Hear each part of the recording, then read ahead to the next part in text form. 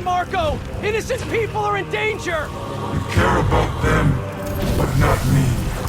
Insomniac Games has crafted the ultimate Spider-Man experience with this game, and everything in Spider-Man 2 is improved upon its predecessor with what might be the best superhero video game story of all time. How does it stack up to Spider-Man 1 and the Batman Arkham games? Let's talk about that. Hello guys, welcome to a new Ace Eyes review, and today we're going to finally take a look at Spider-Man 2. Is it as good as everyone claims? Let's find out. And, lucky boy, we're starting with you, Pete.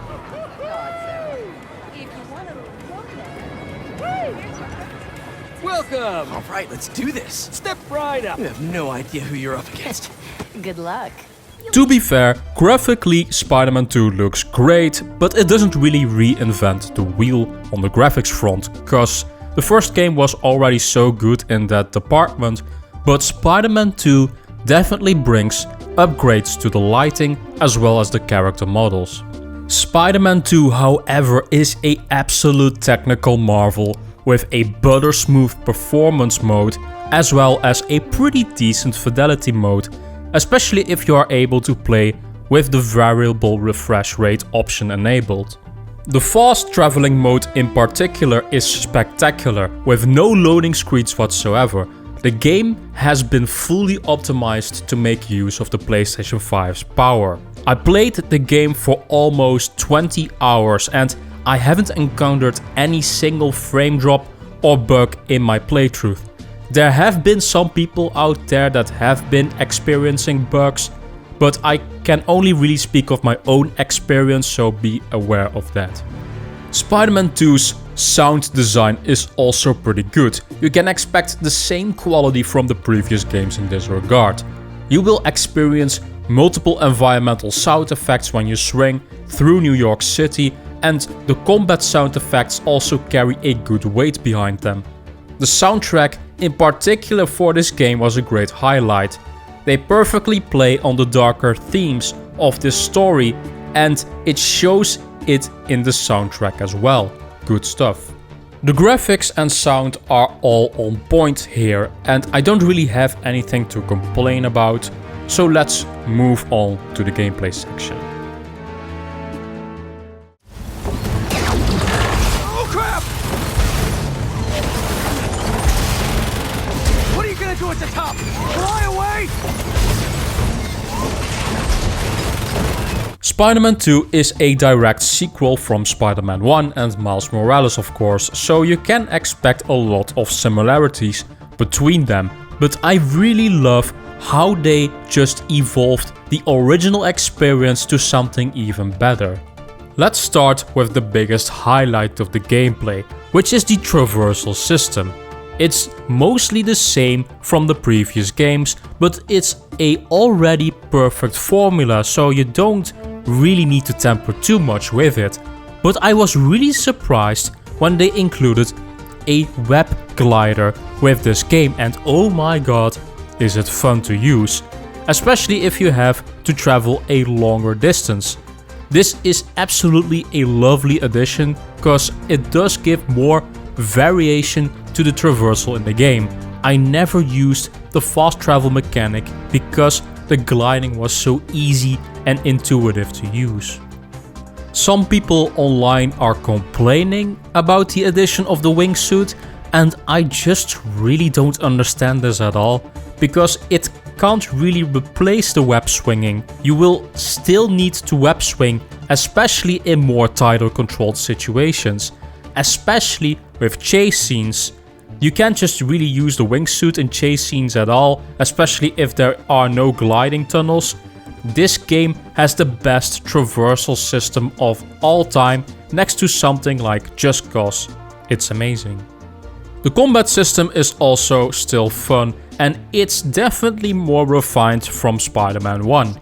You both control Peter as well as Miles in this game, and both have their own unique powers.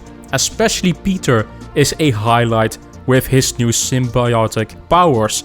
He plays very fun and You always feel like a badass when you pull off finishing moves. Spider-Man killed him. Spider-Man doesn't kill people.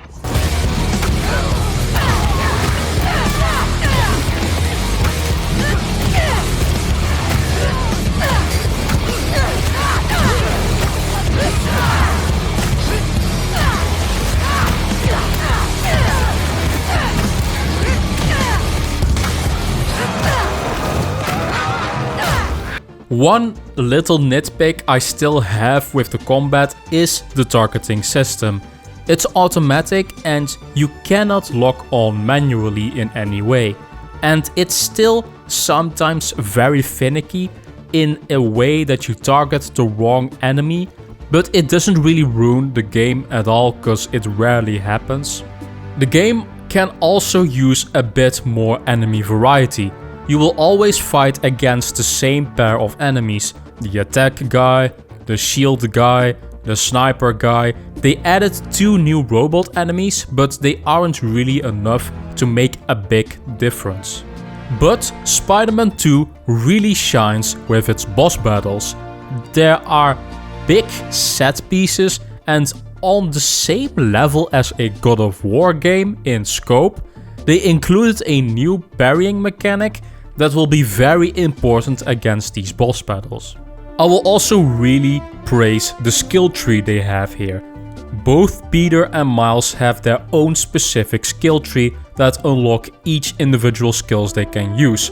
But there is also a third shared skill tree that both spiders can use to unlock certain skills. I also love the return of the spider gadgets that are very useful in combat, and you can upgrade each of these gadgets with a certain currency in the game by doing activities in the open world. There are also some stealth elements in the game and they are just as good as Miles Morales. These mechanics are directly taken from that game, which I have no complaints for whatsoever. Even MJ's stealth missions have been drastically improved with bigger open areas, and it was like I was almost playing The Last of Us in certain moments. They were no longer a nuisance at all. However, I have one bigger negative that I have to mention on Spider-Man 2's gameplay, and that is the side quests. The game still lacks actual proper good side quests to rival the Batman games. There is one fire rescue side quest chain, but even this one really wasn't that memorable at all, and it ends for some weird reason on a cliffhanger, which is kind of crap, to be honest, I'm not gonna lie. There are actually some nice small side quests in this game, but it's just not enough, especially with $70 price tag for these games. And comparing it to other open world PlayStation exclusives like Ghost of Tsushima, it's just not there yet. And you have so many Marvel villains that you can use for this. In the sequel, I really do want an improvement on the side quests. But in a nutshell, even though the side quests were just a half step in the right direction, the core gameplay is really so much fun that you won't really care at the end of the ride. With great gameplay pacing, combat and traversal that is just unmatched with other games in the superhero video game world. Doesn't that mean he's getting bigger? Hungrier too.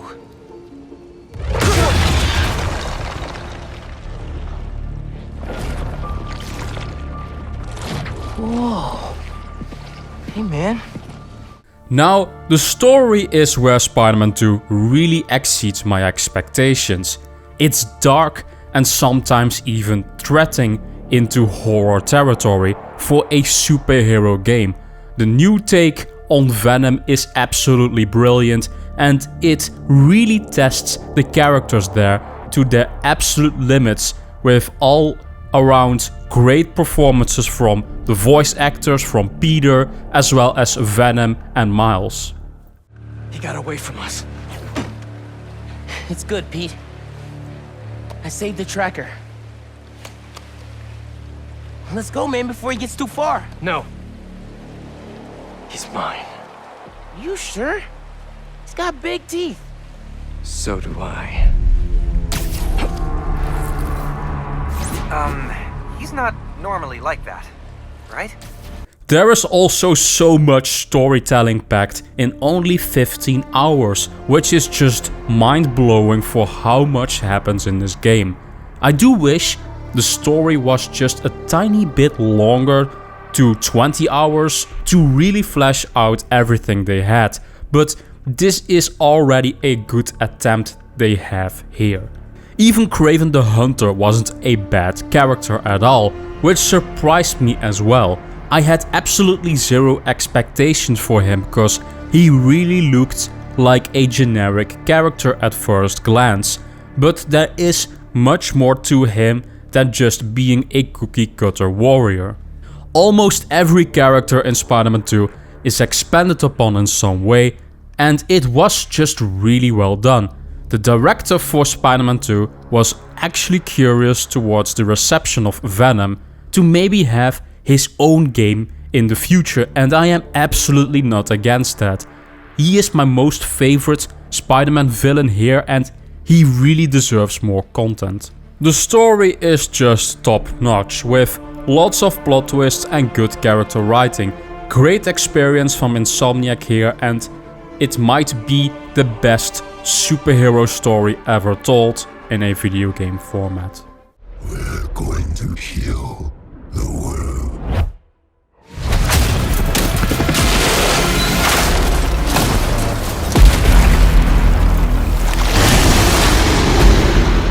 Marvel's Spider-Man 2 is a fantastic sequel that builds upon the already amazing foundation of the first Marvel Spider-Man game that we already had.